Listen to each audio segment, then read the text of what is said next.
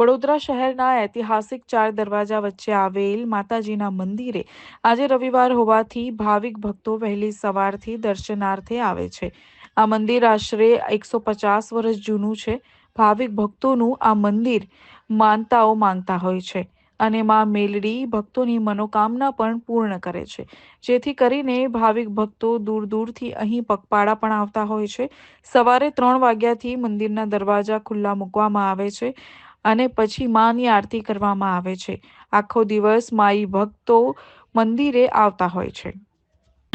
આ વડોદરા શહેરમાં 4 દરવાજા છે. મેરડી માતાનું મંદિર આવેલું ઐતિહાસિક મંદિર છે. 150 વર્ષ જૂનું છે. ભક્તો 3:30થી 4ના ઘરે વગર ચંબલે 40-50 કિલોમીટરથી આવતા હોય છે. જેવી મનોકામના લઈને આવે છે મેરડી માતા પૂરી કરે છે. આ પબ્લિકનો ઘસારો દર રવિવારે આવો જ રહેશે. દર રવિવારે અલગ અલગ સંઘર્ષ માતાજીના રૂપમાં જોવા મળે છે.